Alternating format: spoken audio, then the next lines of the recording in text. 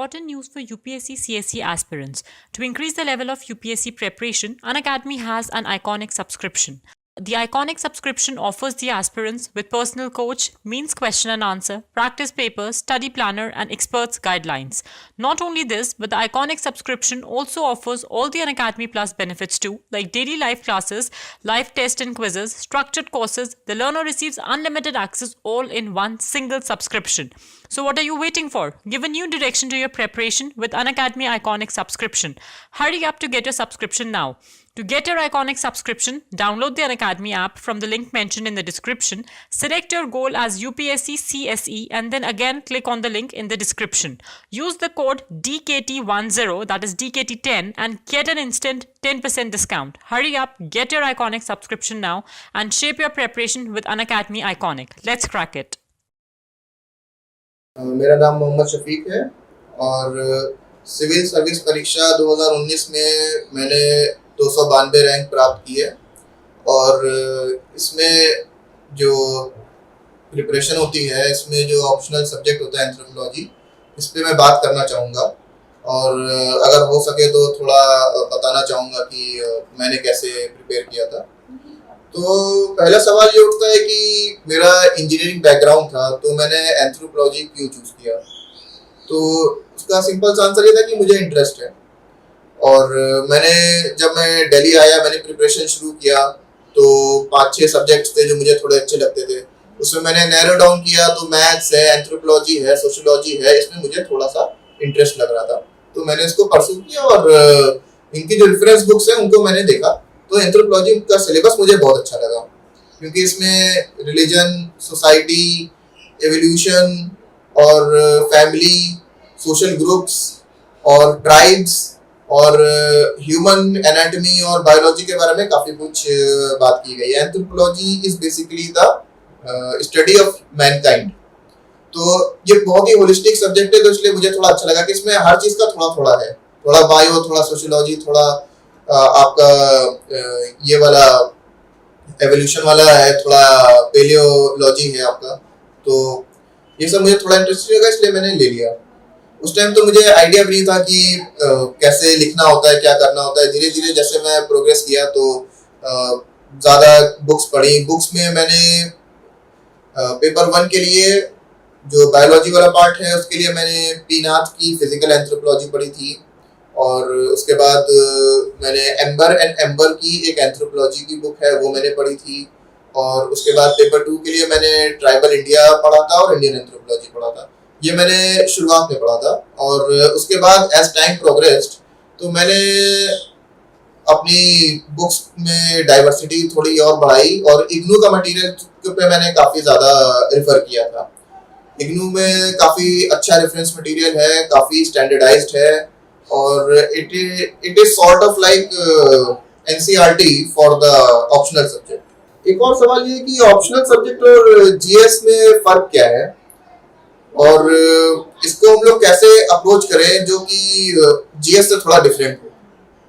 तो optional subject का जो मेरी अंडरस्टैंडिंग है ये है कि बहुत सारे सब्जेक्ट्स अवेलेबल हैं यूपीएससी में जिसको आप चूज कर सकते हैं, from literature, science, maths to humanities to social sciences to languages, every subject is available.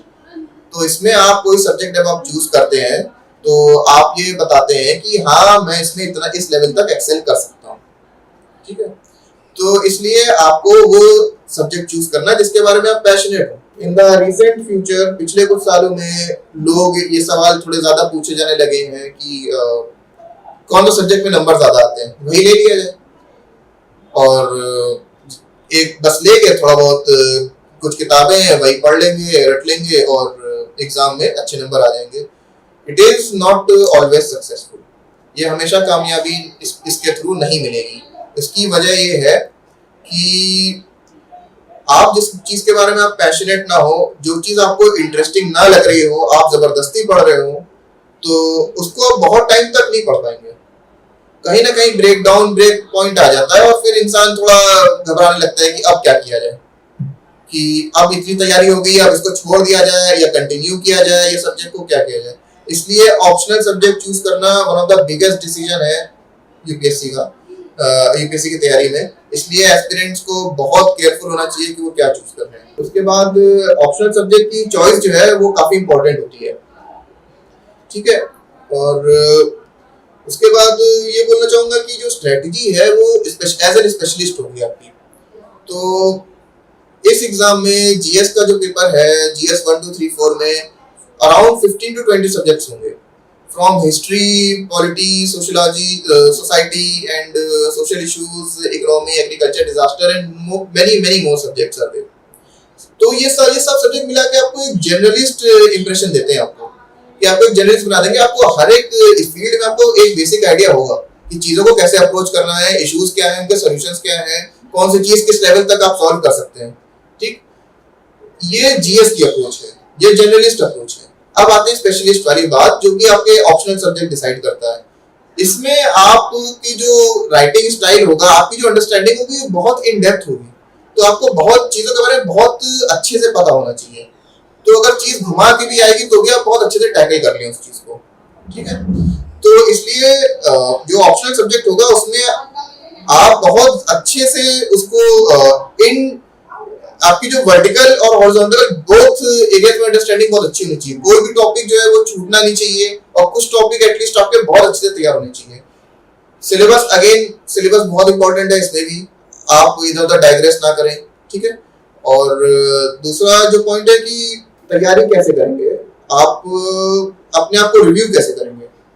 आपकी वैसे तो आप किताबें पढ़ते जाएंगे और चीजें आप समझते जाएंगे, ठीक है, लेकिन जब सवाल आपकी आंखों के सामने आएगा और आपके पास 5 से 10 मिनट का टाइम होगा, उतने में आपको सवाल समझना भी है, आंसर भी करना है, तो उसमें आप कैसे उसको टैकल करेंगे। और ये आप दिन में 6 घंटे आपको करना है उस दिन, ठीक है।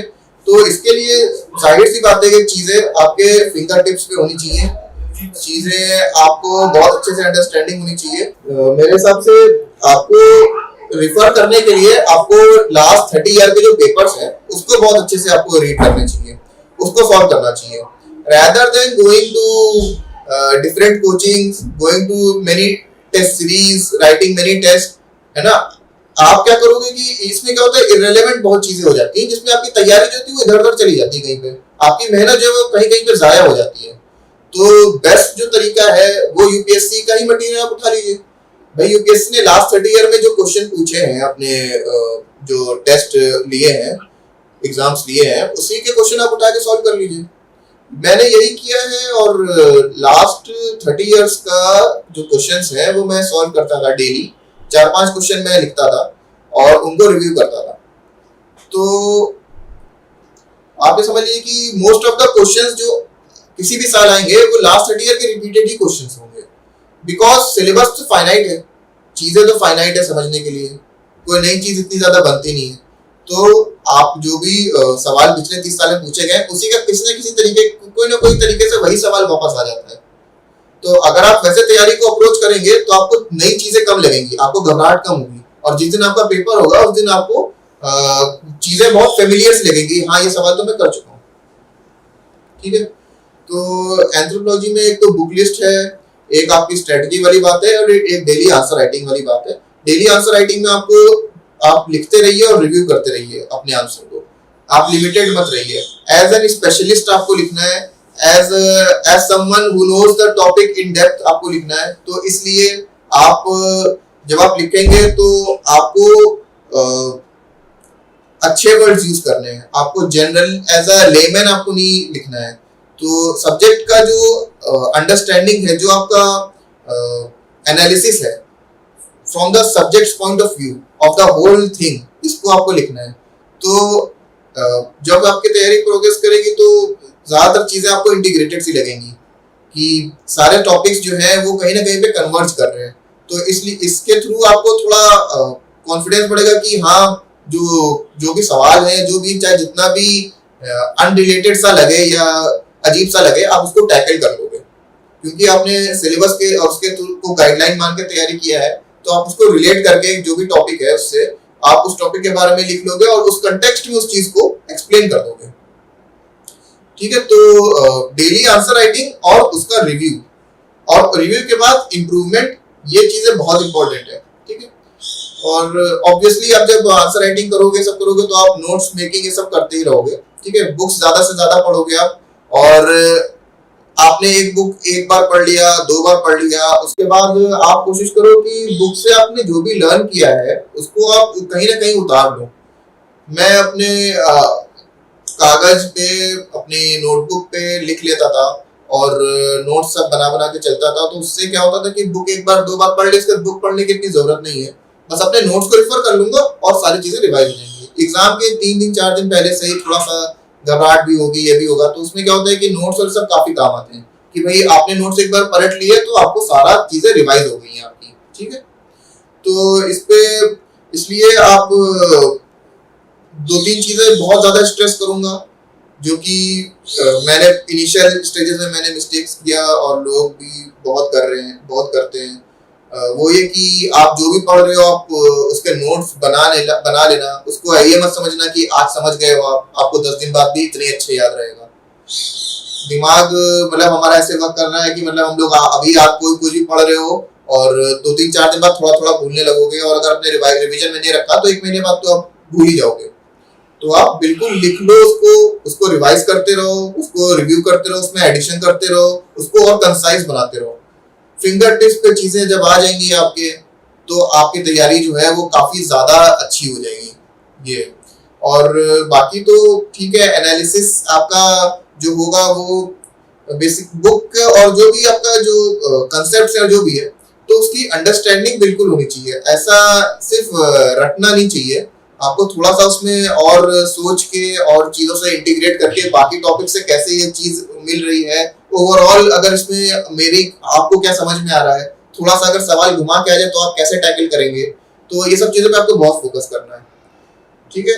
तो लास्ट में आंसर राइटिंग वाली बात पे फोकस करूंगा कि आंसर राइटिंग में आपके वर्ड्स जो होते हैं वो तो ठीक है, आप उसमें इनिशियली आप क्या करोगे कि थोड़ा जनरल सा आंसर होंगे, फिर थोड़ा और बेटर होगा तो आप स्पेसिफिक आंसर लिखोगे, अच्छी लैंग्वेज में आंसर लिखोगे, एज एन स्पेशलिस्ट आंसर लिखने लगोगे, थोड़ा और फिर आप थोड़ा थिंकर्स डालने लगोगे, थोड़े आप फिलोसोफर्स हैं या आपके जो भी रिसर्चर्स हैं आपके सब्जेक्ट के उनके नाम डालोगे, करंट अफेयर एग्जांपल्स और डालोगे, और फिर डायग्राम्स है, फ्लो चार्ट्स है, सब है। तो ये एक प्रोसेस पूरा चलता है जिसमें तो आपको जो भी चीज आपको बेहतर लगे आप उसको इंटीग्रेट कर लें अपने आंसर्स में और उसको इम्प्रूव करते रहें।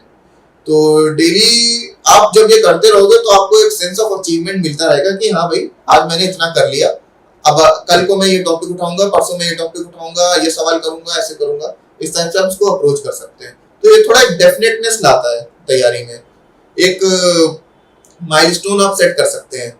तो आप प्लान कर सकते हैं तैयारी में कि हाँ ठीक है भाई 4 महीने बाद हमारा एग्जाम है, तो मैं इस हफ्ते तक के अंत तक मैं ये कर लूंगा, आज मैं इतना टॉपिक कर लूंगा। इस टाइप से आप पूरा एक प्लान बना सकते हैं।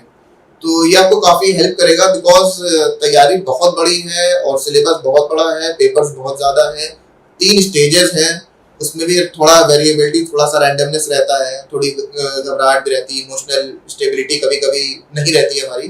तो इसलिए थोड़ा डेफिनेटनेस, थोड़ा सा फ्रेमवर्क होना बहुत जरूरी है।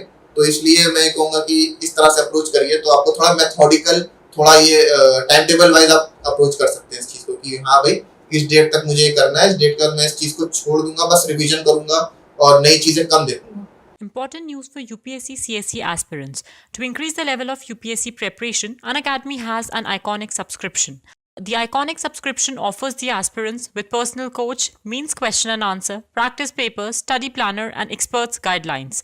Not only this, but the iconic subscription also offers all the Unacademy Plus benefits too, like daily live classes, live tests and quizzes, structured courses. The learner receives unlimited access all in one single subscription.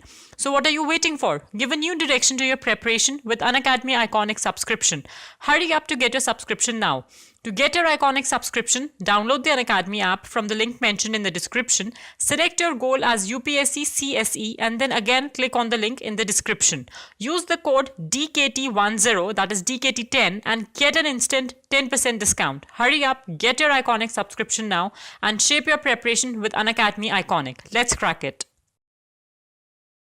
और again ये वाली बात, नई चीज वाली बात एकदम ध्यान आ गई कि कितनी नई चीजें आपको देखनी है, हर दिन नई चीजें हो रही हैं।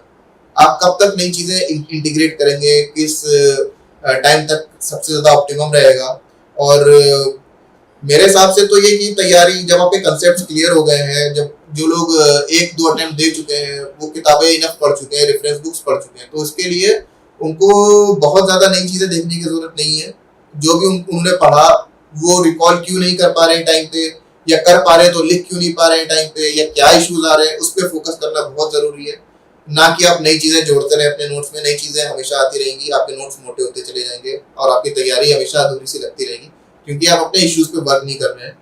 तो जितने भी मार्क्स जब आप एग्जाम देंगे या टेस्ट सीरीज देंगे, आपको जो भी नंबर आ रहे हैं उस पर आप रिव्यू करिए, आपके नंबर कम क्यों आए, या जितने आपने टारगेट किया था उससे कम क्यों है आपके, और उसमें आपकी क्या क्या कमियां रह गई, कुछ कुछ जो चीजें आप नहीं पढ़ पाए, जो चीजें आप नहीं लिख पाए, उस पर आप फोकस करिए। आप जिस तरह से लिखना चाहते थे वो नहीं लिख पा रहे हैं, आपको पढ़ते वक्त बहुत अच्छे से ध्यान था, लिखते वक्त नहीं ध्यान आ रहा है, ऐसे करके जितने भी इश्यूज हैं, तो ये सब चीजें आप फिगर आउट करते रहेंगे, इंट्रोस्पेक्शन करते रहेंगे, तो ऐसे आपको तैयारी जो है वो सही डायरेक्शन में चलती रहेगी।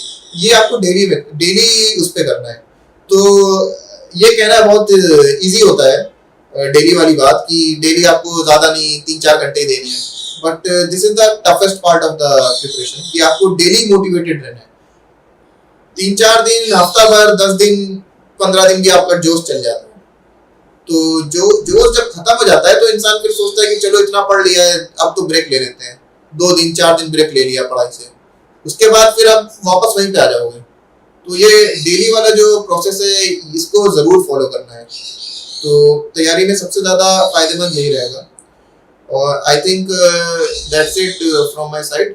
और इसके अलावा कोई और क्वेश्चंस होंगे तो आप रीच आउट कर सकते हैं। And I would like to thank DKT to allow me this opportunity.